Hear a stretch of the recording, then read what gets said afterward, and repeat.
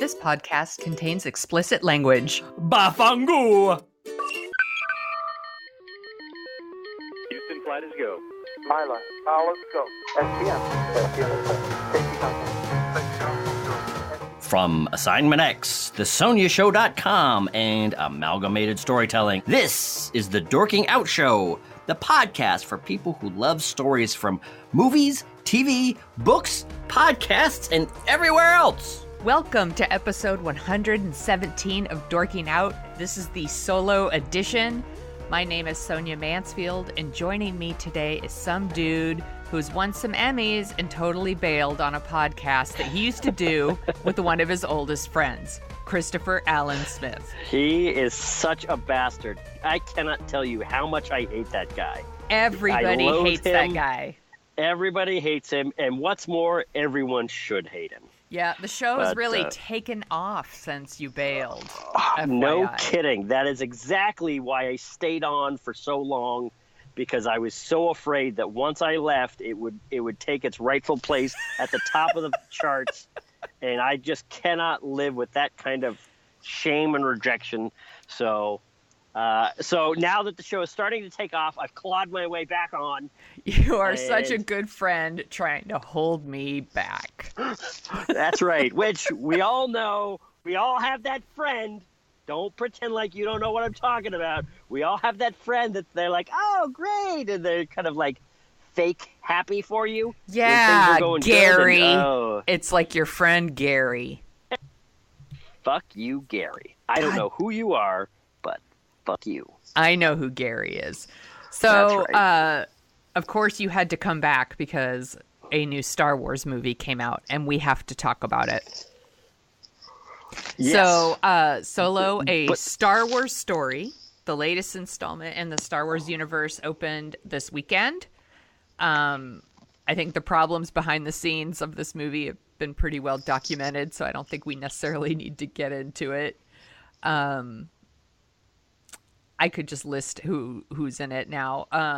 Alden Ehrenreich? I think so. Sure, as Han Solo.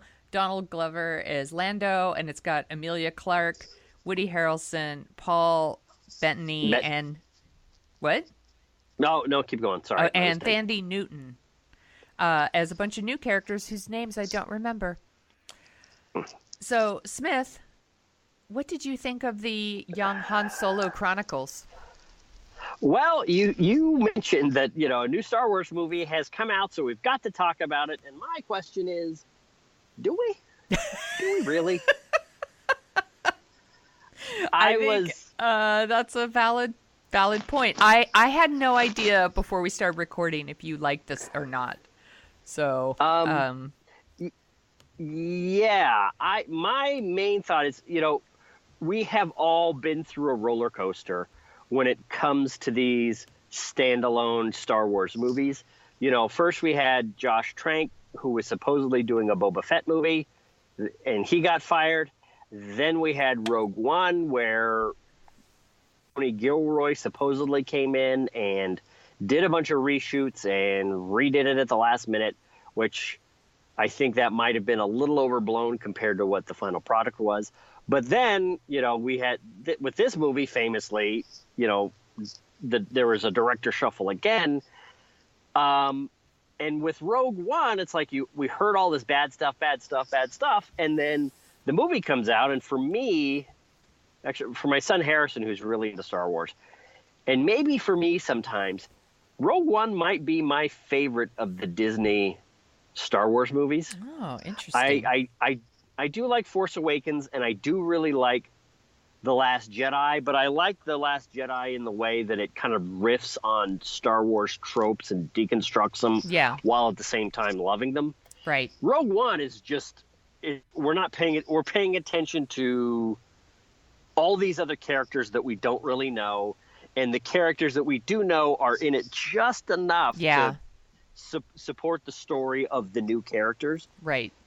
So so with Solo, it's like I heard all this stuff, but then I heard some buzz, and I've loved Ron Howard's movies.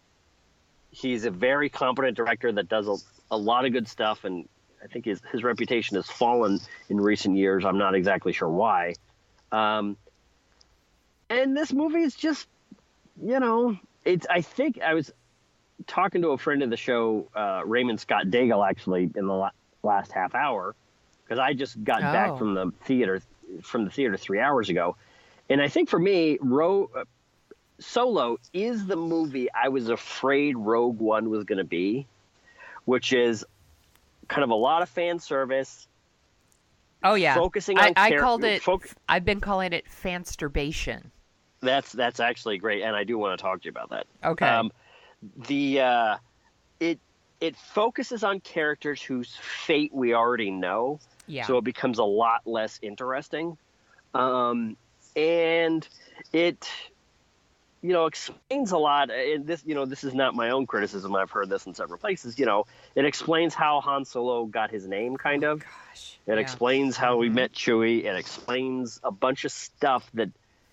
Do we really need explained? Yeah. Do we really need any of this stuff? I've always wondered, how did Chewbacca learn to play that holographic chess game? I'm really glad that this movie came out to show me. Right. Exactly. And it's just like, okay, so he played this holographic chess game with this other guy. And yeah. Now that you mention that, it's funny that flew right by me. But you know why it did? Here's why it didn't fly. It didn't just fly by me, because it was a joke I was making around the house. Like, if this movie goes into a scene where they teach Chewbacca how to play that holographic chess game, I'm gonna roll my eyes so hard, ha ha ha. Yeah. And then I go and see the movie, and that scene actually happens, and I almost I threw my hands up in the air. I was. The thing that I thought was so great about Rogue One, and I think for me is, we might have mentioned this on the show before, the secret to a good prequel is kind of to not have it be a prequel, which is, like with Rogue One, you have Grand Moff Tarkin in it, you have Darth Vader in it, you have references to the Emperor, you have Mon Mothma, but all of them support the story of the actual main characters. Right. So they can be in there. They can do some cool stuff. It's cool to hang out with Grand Moff Tarkin. It's cool to hang out with Darth Vader a little bit more. But the story never stops because you're paying attention to them. With Solo, it's just, this was billed as kind of like, oh, this is the Star Wars heist movie. This is like a crime heist movie. And I guess it is, but it's like, one of the things that's so disappointing about this is, from a lot of stuff that I've heard, is the buzz on the script by Lawrence Kasdan, who wrote Empire and Return of the Jedi and The Force Awakens, or co-wrote them. He co-wrote this with his son, and it supposedly was this just fantastic script that everybody was loving. Lord Miller shot 80% of this movie, were replaced. Ron Howard came in, shot what essentially turned out to be, if reports are correct, 70% of what ended up on screen. So it feels like this weird, I don't know if it's exactly compromised, but this weird kind of mishmash at certain points, and Hans is doing things that I'm not really understanding why he's doing them and what his character motivation is. At the same time, it's like the story wants us to think of, oh, he's really a good guy who's a little bit of a rogue.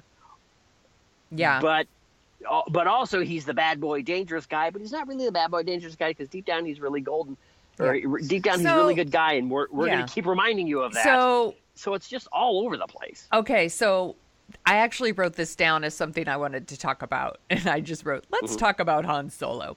So one of the things in the original Star Wars that made Han Solo really stand out, that made people really like him, was the idea that, like, he was in it for the money, right? And he kind of has this redemption at the end. So, like, and he gives, like, Leia the speech about, look, I ain't in it for your revolution. I'm not in it for you, princess. I expect to be well paid. I'm in it for the money. And then you know, and then at the end, like, he swoops in and he saves the day. And we think, like, he's a selfish guy, but Luke and Leia and the importance of the rebellion changed him so that he does the right thing. He's going to do the right thing. And this movie is just like, nah, he's always going to do the right thing. Like, or he was always that way. Yeah. So what it does is, you know, I don't think that, like, new movies can, like, ruin old movies and things like that. But, like, in a way, it takes away the character arc from A New Hope for Han. Right. Now, I think we can imagine... Also, I probably should warn people, we're probably going to talk about spoilers. So... Oh, well, you know what? We might want to warn them. You know what? If you've made it this far, we're really sorry, because I believe I don't think we ruined a lot. I don't think we ruined that much. Right. So, but now consider yourself warned. Yeah. Yeah. You know what? Because I think we can imagine this being... It's a little unclear how long after Revenge of the Sith and how long before A New Hope this movie is set. It seems to be set about 10 years before A New Hope, maybe somewhere. Maybe. And yeah, we can imagine him getting much more hard-boiled, living a hard, rough life between this movie and A New Hope, and, you know, he becomes embittered and maybe reawaken him or whatever. But yeah, he seems a little too nice and shiny. You know, for a kid, here's the thing. For a kid that grew up as an orphan on the streets under the tutelage of a slug crime lord, crime lord, he's a nice guy. He's pretty sweet. Well, he's pretty, you know, he's kind of cocky, but, you know, not ridiculous. I have a lot of things to say about this movie, but let me just start with the guy they got to play Han Solo is no Harrison Ford. And, like, he doesn't have to be Harrison Ford. Like, he really could, like, try to make the character his own. I'm not like some purist where I was like, no, the same person always has to play the same character. You know, we've had, like, lots of different James Bonds over the years and things like that. I get it. It's fine. But, like, this guy has no spark, like, no charisma to me.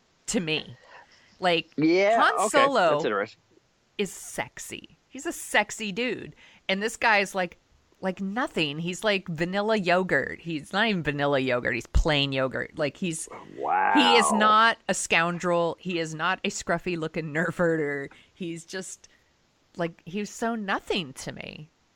I was really disappointed in this movie. I thought it was too long. Is way too long. And you knew I was going to say that. There's just nothing, like, fresh or exciting about it. It's like, it's like the opposite of The Force Awakens and Last Jedi and Rogue One, in that it doesn't, like, expand the Star Wars galaxy at all. Right. Like, it's all just, and it was just so much fansturbation. Just like every little thing was like a wink at other movies. You know, just everything. Like, or as my husband loves to quote the South Park all the time, the member berries. It's just filled with member berries. Like, you know, we're gonna see Chewbacca play the chess game. We're gonna find out how Chewie got his nickname. We're going to learn how Han Solo got his name, because that was an important question that we all needed an answer to. You know, I heard about a big paying job on Tatooine. You know, it's just like, shut up. It was just too much. Yeah. It was too much. It was like this little thing that everyone was bitching about with Force Awakens, and it was like a whole movie of it. Right. For me. Well, you know, it's funny. I am, you know, one of the themes in this show since we started is I am increasingly irritated with fan bases of various pieces of pop culture. Yeah. And how they prejudge a movie. Yeah. Long before it comes out in this kind of whatever way. You know, the same thing happened with,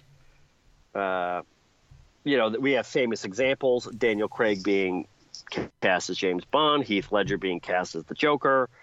J.J. Abrams' Force Awakens, Ghostbusters, this movie. However, one of the things that's irritating is, and one of the reasons I think people still kind of are quick draws for that kind of judgment, is every once in a while you see a studio's track record, you see the way things are kind of shaping up with a certain project.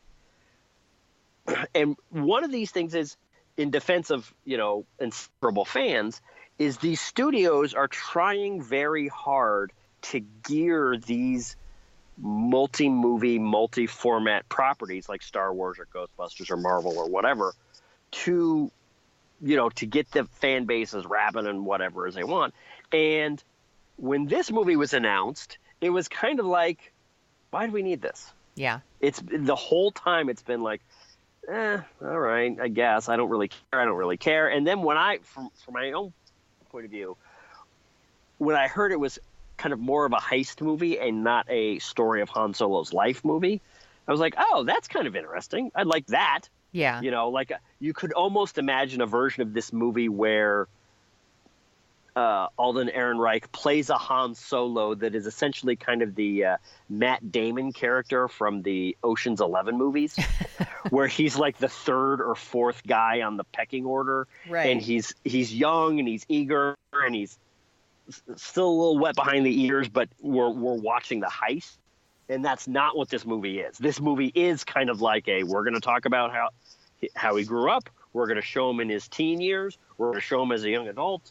This is kind of a little bit the Han Solo biopic movie. It is. Absolutely it is. Which it's kind of like, I think part of why I'm going off on this is the movie everybody was bitching about 2 years ago when it was announced. Right. It's like, oh, God, why are they doing this? I could imagine a version of this movie that would be a hell of a lot more fun, a hell of a lot more engaging, a hell of a lot more surprising. And there's just, ugh. Yeah. I don't care. I remember hearing about this movie and thinking, I don't need this. Right. But of course it's, and it's being made, it's coming out. And I was like, well, of course I'm going to see it. Like, I love Star Wars and I've loved all the other Star Wars movies. And Han Solo is one of my all-time favorite movie characters. So of course I'm going to go. And I went, and when it was over, I was like, yeah, I didn't need that. Yeah. Didn't need it. Well, but I want to ask you something. So I've been thinking about it a lot, and I'm wondering, what do you think of the idea that because of like these really vocal, they're really in the minority, but these really vocal Star Wars fans and some Star Trek fans that they kind of, because they're so vocal, these studios are, instead of like progressing the story and moving it forward, they keep taking us back and making prequels. Well, that's so what really interesting. Do you think that there's something to that theory where they're just like, hey, we don't want to upset anybody and rock the boat by like pushing the story beyond what you're comfortable with, so we're going to make prequels where you already know the ending. Well, that's the with thing. With characters that you already know and love. What that feels like to me is freaked out, careful corporate speak, because I pay a lot of attention to the Star Wars and Star Trek fan communities, and I count myself as among the fans of both of them in a pretty serious way.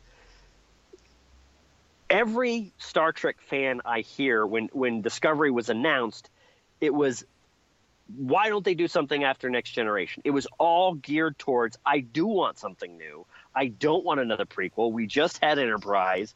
We just spent time in these years around Kirk. I don't want a prequel. But the studio, because we heard a lot of that when J.J. Abrams movies came out. And it's just kind of like, we want something new. Please set something after Star Trek Nemesis. Nothing. And then, they're going to have a new Star Trek show. Great. Finally, we're going to get something after Star Trek Nemesis. No, it's even more of a prequel. Right. It's such a prequel. It's before Kirk and not that long after Archer. It's like right. Christmas. And then with this, I think there was the reaction of, ugh, why do we need this? I think it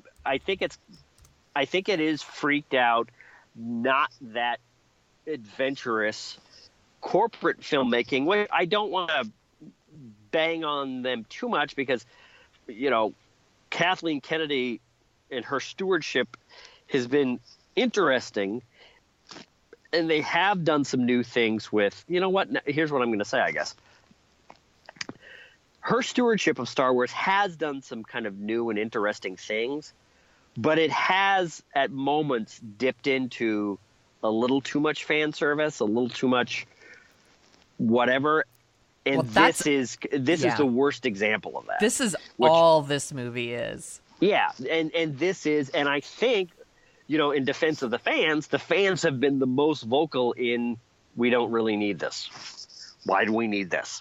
I would love, I could imagine a Star Wars, I could imagine a lot of movies that happen between Revenge of the Sith and A New Hope. Yeah. Rogue One being a prime example, that have nothing to do with our characters and could be imminently watchable and interesting and fun and whatever. This is the thing you and I are constantly bringing up.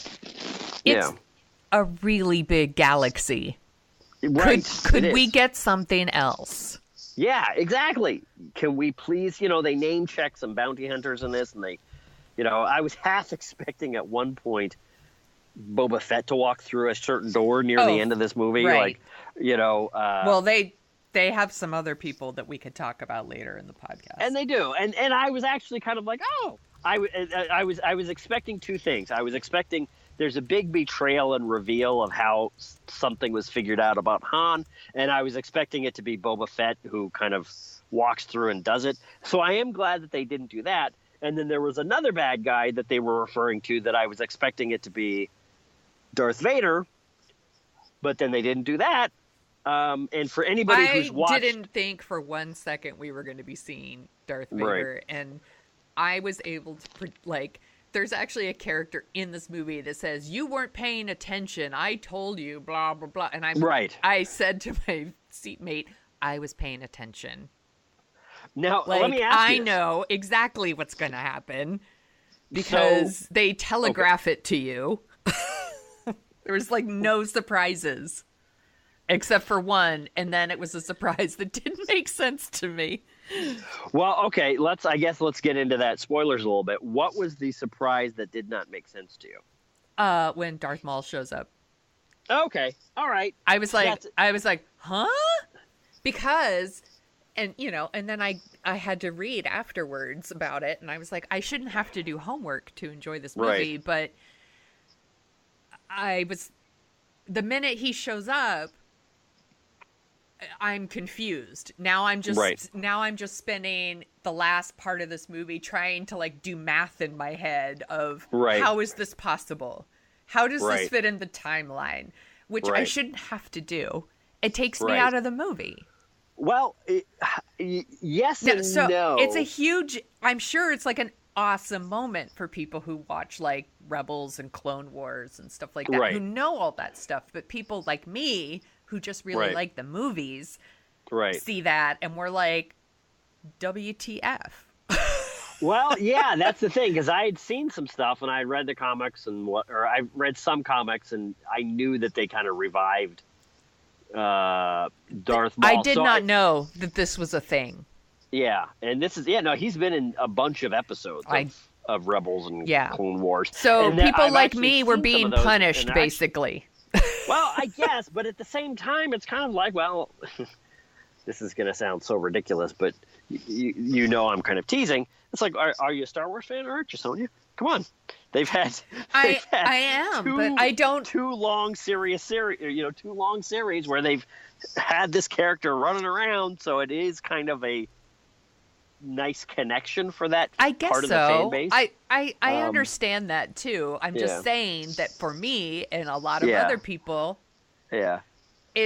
including the people I saw it with, it takes you out of the movie because at that point I'm like, well, that's not possible. Is this supposedly happening before Phantom Menace? That can't happen. Right. So now I'm doing math, and Yeah. kind of those last moments are a little lost on me. Yeah. So, well, the thing that I thought was kind of interesting or irritating or whatever is, so they have this big reveal. I guess they're just laying some things down for a sequel or whatever. So they have this big reveal, and then it's just like, all right, that's it. Yeah. He's just this one reference, and we're out. Yep. So this movie's fine. This movie's all right. There's fun moments. I think this is a movie I was just going to ask you, was there anything you liked? I liked a lot of it, but I didn't. This movie, it's a little bit too satisfied with itself for me to. I find it a little irritating or whatever. Yeah. It's anytime a movie thinks it's hit this level of hilarity or a level of fun and spritefulness or whatever, right, that they haven't hit.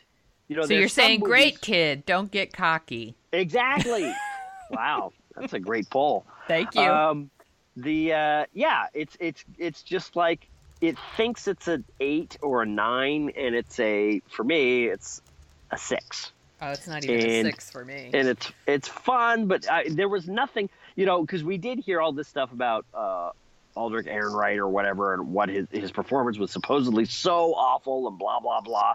No, I thought it was fine. It was all right. It's not awful. It's just he's like zero charisma to me. So is he? Let's pull out another chestnut on the Freddie Prinze Jr. scale of actor charisma, where the score of 1 is a Freddie Prinze Jr., which right. He's inert. He's not positive or negative. He's just there. He fills a suit on a screen. He fills a portion of the screen. He's with like some blandly. What he's would you like say a little bit above a Freddie Prinze Jr. So if Freddie Prinze Jr. is like a 1, then he's like a 3. Oh wow! Seriously, yeah. he's like not. Okay. I maybe other people super dig him. For me, he just didn't work at all. Right. Okay. All right. At all. But I did like Donald Glover a lot as Lando. It seemed like he was having a good time. Like, there's some weird stuff about his character that I was like, what the heck is that? But, like all the stuff with the capes and all, it was very silly. But like, I enjoyed the performance. You know what?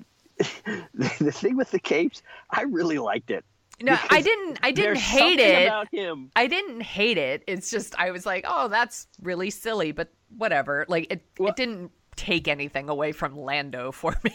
No, it didn't. But the thing that's so funny is, so in Empire Strikes Back, I half expected them to like open an ice chest and bunch of like Colt 45 in it or something. Yeah, I expected. In Empire he wears capes, and Jedi he wears capes, but they don't really shine a light on it. In this, it's like cape, cape, cape, cape, cape. Yeah. But a certain man with a certain swagger wearing a cape, it's so good looking. It's just, I wonder if this is like this space version of the fedora, where there's a certain kind of guy, I being one of them, that loves the idea of fedoras, loves the idea of hats, and you wish you could pull it off, and you wish it was back in style, and it's just not, and it looks so good for a certain point, but it's just, you can't do it anymore. Even though there's no good reason. For him, capes is just like, God damn, a man, a certain kind of man in a cape just looks so good. You mentioned fedoras, which makes me think of, made me think of this. The end of this movie seemed Casablanca-ish. Did you not think so? With the kind of like, this is the start of a beautiful friendship. Oh, yeah, I guess a little, but I guess I kind of would have. Yeah, I guess a little. We'll see. I will say, probably the thing I love the most about this movie is it actually made me realize I have so much affection for Chewbacca. Right. That I guess I never paid attention to before, because before I've always been like, hey, I love Han Solo and I love R2-D2 and Right. whatever. Like, but Chewbacca, it's not that I don't recognize that Chewbacca's awesome. It's just like he wasn't like, he's not my man. Like, he's not my character or whatever. And then as we were watching this, I was like, oh, I super love Chewbacca. Like, I have such a fondness for him, and I do like the relationship between Chewbacca and Han, and I do love it when Chewbacca speaks and like Han like translates for him. I didn't love the part where Han actually speaks Wookiee. I thought that was kind of dumb, but whatever. Right. Yeah. But I did like the Chewbacca stuff. I do think it's weird, and maybe you can maybe you have some insight into this for me. There was like a whole thing about like, hey, we're going to pull this heist so that we can get money and get a ship, because Han wants to go back and like save a girl, and Chewie needs to save his family. Right. That is never brought up again. Well, let me ask something, and I'm suspecting perhaps that's something that they will go down, do later. Right. Is because I actually there's a moment where they go to Kessel and steal some stuff and kind of start this robot slave rebellion a little bit. And I actually had to go, stepped out to the hit the head while that was happening, and I came back and there were all these other Wookiees. Yeah. Were any of those Wookiees his family? Well, that's what I was wondering. I thought maybe he was just saving them because they were other Wookiees. I guess maybe he was, yeah. But they never make it clear that that's his family. Okay. Or anything. That was so I was kind of confused, but maybe it's another thing. Like, once again, I shouldn't have to go on the internet and start Googling. Like, the movie should make that a little bit more clear. I actually thought the robot rebellion thing was kind of dumb, but the audience I saw it with really liked that part. I kind of liked it, but what's weird is that's kind of depressing. I kind of see why they did it, because among Star Wars fans, it's always been a question of, are robots like slaves, or are they treated like slaves? And it's kind of become clear over the years that that's kind of what's going on with these things. Yeah, they're sentient. They have thoughts of their own, ambitions of their own. Right. We don't serve your kind here. Right. They get treated like property, and blah blah blah. They kind of get talked down to. I mean, the way that Princess Leia still talks to 3PO in Force Awakens and The Last Jedi is like, God, why do you have to be such a dick to 3PO? He's only been with you this entire rebellion. Well, to be fair, 3PO is he's very whiny. He is. That's true. But I say that as the person who I know for a fact that I am 3PO. Like, everyone's like, I'm awesome. I'm Princess Leia. I'm totally like Han Solo. I 100% know that I am C-3PO. Okay, so if you're C-3PO, who am I in the Star Wars world? Because I'm obviously not Han. Yep. I'm not Luke. Who's like a loudmouth blowhard? Am I Hux? Jesus. Oh my God. You know what? I don't want an answer to this question now that I think about it. I'm gonna have to ponder it. Maybe our listeners would like to chime in with who is Smith in the Star Wars universe. You know what? Maybe we don't need to listen to the listeners. We don't always have to have feedback. We don't always have to interact with our fans. Sometimes they should just keep their big yap shut. Anyway. Shoot, now I'm totally distracted about where sorry. We were talking about robots. Robot Rebellion. Yeah, Robot Rebellion is so in this, Luke or Lando has a co-pilot for the Millennium Falcon who he's very close to that I kind of liked. It's like L7 or L3. L337 or something. Yeah, that's exactly right. And we don't need to get, and that's a droid that's kind of like, I'm going to stand up for droid rights. I have my, ambitions, and that droid voiced by a female actress who I cannot remember her name, unfortunately. She's been in some Amazon show that I hear is great. Anyway. I think she's on a show called Fleabag. Right, which I've heard is really great, but it's another one of those million shows that is great and everybody loves it that I don't have time to watch. Anyway. Right. So you see that character voice all these things about how robots are treated in Star Wars, or how droids are treated in Star Wars. But then everybody kind of treats it with this eye roll. Right. And the rebellion essentially gets snuffed out. And what's weird about setting that storyline in this prequel is what you see. It's almost like watching a movie set in America about a slave rebellion in the 1820s, where it's like, you had a little run, you might have taken over a town, but eventually you were crushed and destined for another 40 years of slavery. It's like, this is like, dun, dun, dun, dun, dun. Yeah, exactly. and in a weird way, so it's kind of like, it's inspiring, it's an interesting idea, but there's this one moment where Lando kind of rolls his eyes and kind of like, whatever, and you can see that he kind of, is hearing the robot, or is hearing the droid, and takes the droid kind of seriously. It's like he's very close to this droid, but he's kind of shrugs it off in this weird way, and definitely not to lay this at the feet of Donald Glover. Mm-hmm. It's very weird to see an African-American person be put in the position in a piece of popular entertainment to roll their eyes at a kind of a slave rebellion. Right. There's this weird insinuation that, like, they have a romantic attachment.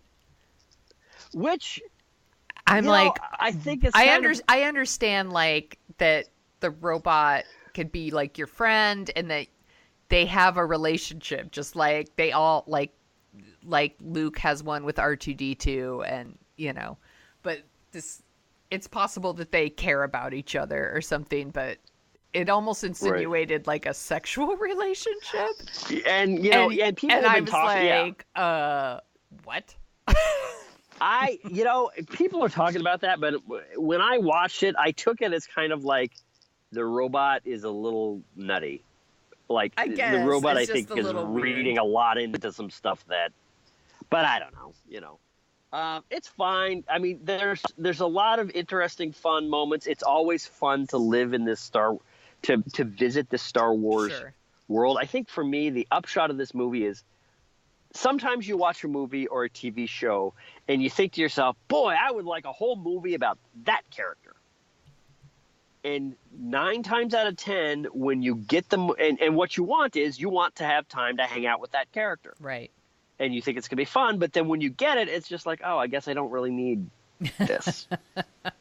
But you know what? We're already here. We've put on our nice clothes. We've already, made a reservation at the restaurant, so I guess we may as well go through with this. But I guess I don't really need it. So it's kind of like, yeah, it's fun. It's nothing. There's nothing awful in this movie. There's nothing crazy offensive. There's nothing, that puts a black mark, on any Star Wars stuff. But it's just kind of like, I will definitely shrug this off and probably not think about it again.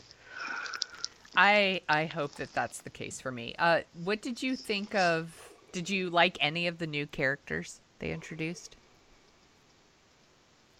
Can you even remember any of their names? Well, I can remember because I was listening to, I think the Grierson and Leach podcast, and they were talking about this. And there was another podcast I was listening to where they're talking about it, where Tobias Beckett, Woody Harrelson's character. And the weird thing about it is that's just a very weird, straightforward name. Right. Oh, no, it was a Slate Spoiler Special podcast. At one point, I actually that's a very Earth name. At one point, I was like, oh, I would not be surprised if he's like, hey, I'll see you on Tatooine. I'm going to open up a cantina, but I won't serve droids there, or whatever. I'm like, ugh. Well, yeah, that was the thing is like Tobias Beckett, it stands out in the Star Wars universe because it's kind of like, well, that could be a character in a Woody Allen movie. Or it could be a character in Star Wars. What a weird name. It's like this weird. It's a little bit like, it's a little bit like that joke in Deadpool 2.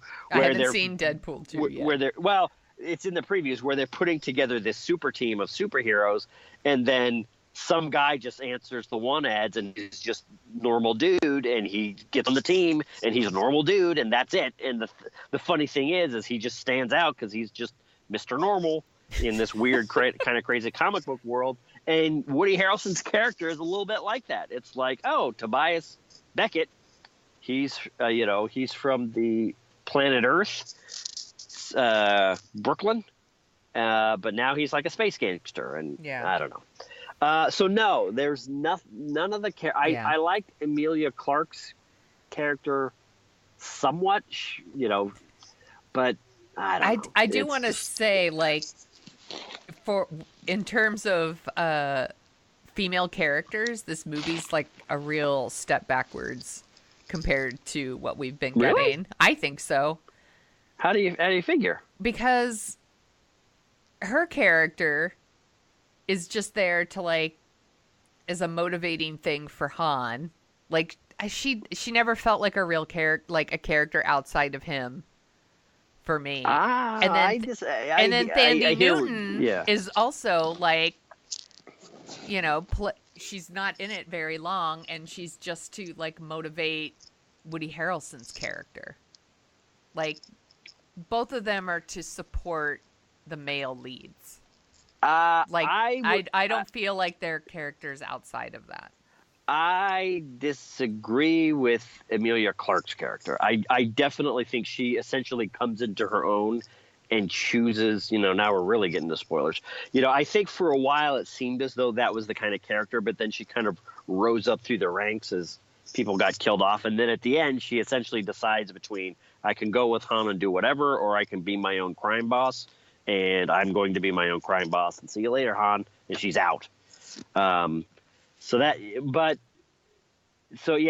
do kind of disagree with that, but I hear what you're saying. It is not the normal female hero role for. It's right. Like she's empowering herself as becoming the most successful crime person in the movie.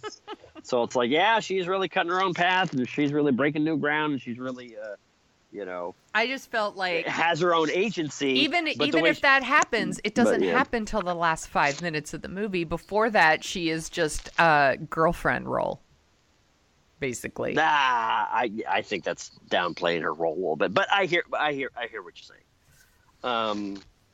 So yeah, and I think maybe my defensiveness comes from the fact that none of the characters in this movie are really that well etched. Yeah. So except for Chewbacca. Exactly. So to kind of lay that on the females in this movie, I think is a little. But I hear what you're saying. Yeah. Yeah, I don't know. That's always the problems with these kinds of movies, where they're not great, but they're not awful. So it's just kind of like, wow, what do you say? Yeah. Well, and what do you do with it? I'd like to mention, like, I wasn't one of those people who was walking into this movie, like, ready to dislike it. I don't care about, like, oh, this person was directing it and then they got someone else and there's been reshoots and blah, blah, blah. I don't care. Like, I just want to be entertained. I want to enjoy the movie. I love Star Wars. I hope it's awesome. And I was really disappointed. Yeah. I thought it was too long, and I thought it was really boring for huge chunks of it. Right. I didn't even think it looked cool. Yeah. And I think you could say, like, all the movies look cool. This one didn't even look cool. Like, I was really disappointed. I wore my Han Solo shirt and everything to the movie. I was ready. I was wearing my gear. I do have to disagree with you there. I did think that it was it did look fantastic. I thought it was really great. Well, so I'm glad that there was something you liked. Yeah. So So what would you give this on a scale of 1 to 10? What would you give this, do you think? It's like a 4 or 5. Maybe a 4. Snap. Four. Yeah, I don't really care to see it again. I've bought them all on DVD. I'm like, maybe I'll buy it because I'm being a completist about it. But yeah, I don't foresee myself thinking about this movie very much after this podcast. What do you think about the Boba Fett movie? Do you think this is another example of, hey, how about we progress the story instead of this? It could be that I think there's the potential for, because that's the thing is Boba Fett gets talked a lot about. Is this more fansturbation? It might be. It might be. If it wasn't for the fact that the writer-director of Logan and what was the other movie? Oh, yeah, 3:10 to Yuma. Yeah. James Mangold. I mean, I love 3:10 to Yuma. Me too. That was an awesome really movie. liked Logan. And I am reserving judgment. And I guess that's the thing is the stance that I've really tried to come to in the last couple of years is predicting this stuff long before it happens is impossible. Rogue One, I was very interested, I was interested but very leery about. Turned out to be great. Solo, I was leery about, then got interested in. Turned out to be very meh. So we will see. I like what James Mangold has done. Yeah. So I'm interested to see. And with a character like Boba Fett is not, because we've had 4 movies with Han Solo. So that's a character we've got to spend a lot of time with, hung out with, get to know, whatever. Boba Fett is just like, I don't know what he's been doing. It would be it would be interesting to see. All we know is that he may be a badass. I don't know. He may not be a badass. I haven't been watching Clone Wars or Rebels. Is he in that? He probably is. But I don't know. So all right then. So when are you coming back? I don't know. I'm sorry. I'm so sorry. I'm sorry, everybody. I'm really sorry. I thought. Fine. Fine. I will be back. We from don't time need to time. you. I know. I'm sorry. I'd love to do it, but I was actually today. There came a point like 2 hours before I was supposed to be on here that I was like, oh my God, I don't know if I can do this, but then everything kind of worked out, and I'm very happy to be here. I'm very happy to talk to you again. I'm very happy to, be dorking out again. Well, there's nobody I would rather talk about Star Wars with than you. Well, that's very sad, Sonia. I'm sorry. It is very sad. Before we go, we have to do a couple house cleaning things. You can find the Dorking Out Show at dorkingout.com. You could go to Apple Podcasts and give us a good review. That would be awesome. That would be helpful. You could follow us on Twitter at Dorking Out Show. And you could follow me at The Sonia Show. And where could people find you? Smith? People can find me at Jet Jurgens on Twitter, or one of the things that's taking up a huge amount of my time recently is it's a show that I'm working on called NorCal News Now. It's trying to be trying to create a political conversation show where people on the left, right, and center can all talk like reasonable adults about things. Boo. That I am trying to make my contribution to the world after November 2016 is we've got to find a place, because I think the parties have been broken up into essentially 4 quadrants. The quadrant on the very 3 of them are wrong and mine is right. It's pretty much there's half of each party is ridiculous and stupid and crazy, and half of each party is rational, or not necessarily rational, but more reasonable, more whatever. And I think there's a lot of people on the left and right over the last 2 years that have realized they might actually be closer to each other than they are to certain parts of their own party or certain parts of their own ideology. And we are trying to create a space where reasonable adults that take politics and people and governing seriously can have serious discussions. Thank you for your service, Smith. Yeah, well, we'll see. A couple weeks ago, I was talking to Travis Allen, a Trump-loving Republican, who is running for governor, and well, yeah, we pushed back a little bit. I kind of laughed in his face a little bit a couple times. Yeah. I was trying to be polite, and that is part of our show. That is really nice of you for being polite. I would have punched him in the face. Well, that's the thing. Just kidding. Just kidding. I would have hit him with a chair. That's right. That's right. Because that's the thing, is one of the things about our show that I think some people find irritating is that we actually ask people questions and then shut up and let them answer. Sure. Which there is a school of journalism that it's very constructive to be interrupting. I find it hard to believe you do that, Smith. Well, yeah. Well, here's the thing. What you need to do is get into the trenches with people who their entire job is talking and hitting talking points, and you ask them a question and you watch them go, and it's like, oh, you can tell this person has been answering questions nonstop for the last 4 months. Mm-hmm. And it's just like, and watching them go is just like, holy smokes.